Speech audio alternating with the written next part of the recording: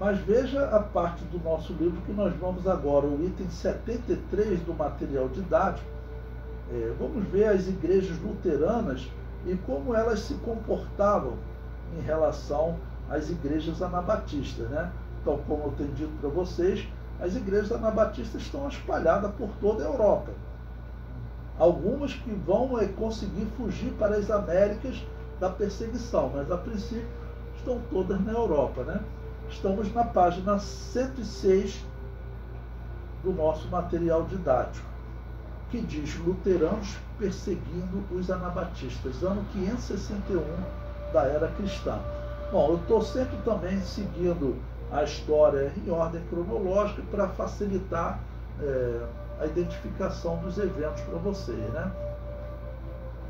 Bom, coloquei a citação aí de um historiador, tá bom? Eu sempre lembro para vocês, eu poderia parafrasear todas essas histórias, mas principalmente em história é bom você colocar historiadores antigos, como eles descreveram, principalmente quem viveu aquele momento, né? E você agora poder fazer uma análise dessa história, ok? Pois bem, em 1561 da era cristã, o historiador diz: agora ocorre dizer como hoje, em boa hora, se começou a fazer a horrenda justiça destes luteranos, que só em pensar já é apavorante. E assim são estes tais como uma morte de castrados, os quais estavam todos encerrados numa casa, e vinham o algoz e os pegavam um por um, e lhes atavam uma venda nos olhos, e depois os levavam a um lugar espaçoso, pouco distante daquela casa, e os fazia ajoelhar, e com uma faca lhes cortava o pescoço, e os deixava assim. Depois pegava aquela venda tão ensanguentada, e com a faca ensanguentada retornava para pegar o outro, e fazia o mesmo. Seguiu essa ordem até o número de 88, cujo espetáculo, quão compassivo tenha sido, deixo a vós pensar e considerar. A reportagem é de Fabrício, aí dá o jornal, né, que ele publicou, e prossegue. Fica-se sem fôlego diante desta crônica nua e fiel. Aconteceu em 11 de junho de 1561, ainda uma data com 11 na história dos massacres religiosos. Uma pausa, é que o número 11 na história é comprovado, é um número satanista, tá ok? Por isso alguns colocam que o 11 de setembro seria, né, um dia satanista. Por exemplo, em 2022, no mês 11, no mês de novembro, no dia 13, né, eles se reuniram lá no Monte Sinai, liderados pelo Papa e por alguns evangélicos também, né? Então ele comentou, ainda uma data com 11 na história dos massacres religiosos, em Montaldo, na Calábria, no Consentino. Os 88 cadáveres degolados foram depois empalados. Empalados, os não sabem, né? É atravessar uma vara no corpo da pessoa, que normalmente se fazia do ânus até a boca, tá bom? E prossegue. Mas o pior ocorreu em Guardia Piemontese, sempre no Consentino e sempre em junho. Em 11 dias foram massacrados 2.000 valdenses, e o sangue escorria pelos becos sem parar, a ponto de a porta da aldeia ter sido denominada Porta do Sangue. Não só, além do perdão franciscano, é assinalado que o guia daqueles massacres ainda hoje é um santo para a igreja, ou seja, São Pio V. Passou a história como campeão da cristandade contra o Islã pela Batalha de Lepanto, né? Porque nesse período ainda tinha alguma batalha contra os muçulmanos que estavam reatacando a Europa, né?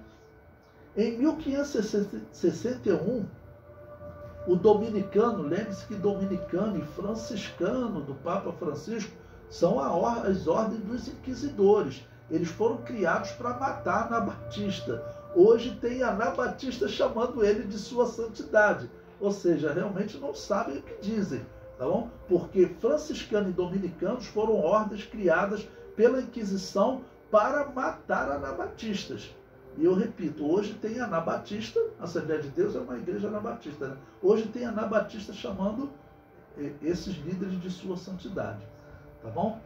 Então o comentário prossegue. Em 1561, o dominicano Michele Grislieri, conhecido como cardeal alessandrino pelas suas origens piemontesas, ele era de Bosco Marrengo, era o inflexível perfeito da Santa Inquisição.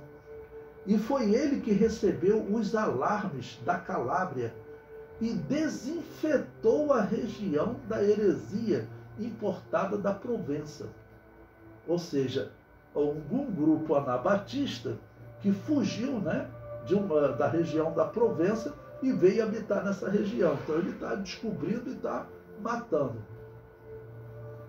Para a igreja é ainda um santo, assim como os terroristas ISIS. ISIS é um grupo terrorista lá do mundo islâmico, né? Assim como os terroristas do ISIS são mártires para o Islã radical. E veja o que esse jornal coloca. Ele pergunta: há diferença? Então eu coloquei o artigo aí completo para vocês poderem ver. Os valdenses eram grupos anabatistas, tá bom? Apesar de ter tido mais de um grupo, tá bom?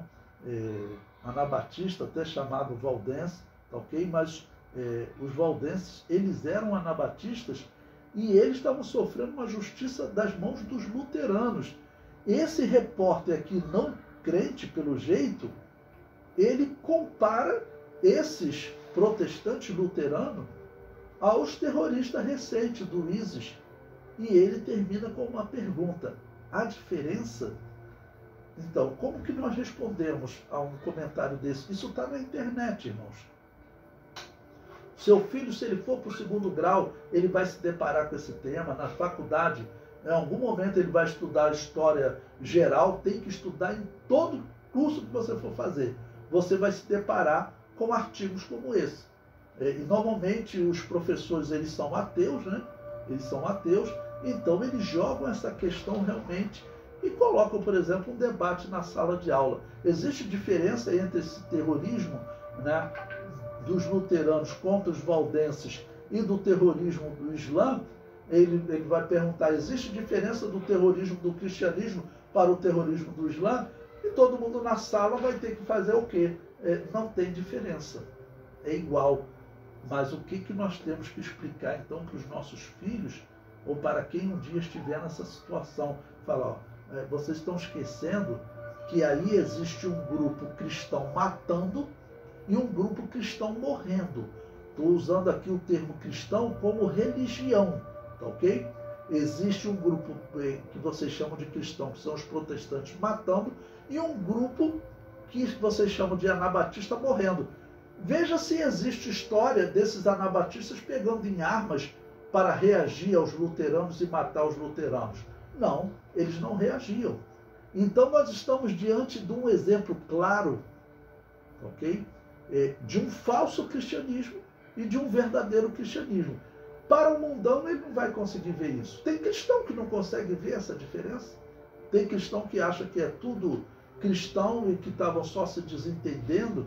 E não é assim. É uma perseguição que está durando séculos, tá bom? E ela ainda não acabou, ela vai continuar acontecendo, tá bom? E nós, como igreja de Deus, nós temos a responsabilidade de dar essa resposta para o mundo. Dizer qual é o verdadeiro cristianismo. Dizer qual é o cristianismo que se enquadra no que Jesus falou. Eu vos envio como ovelhas ao meio de lobos. Ovelha, ela não reage ao lobo, ela não sabe nem atacar o lobo. É exatamente o que vocês estão vendo. Tá bom?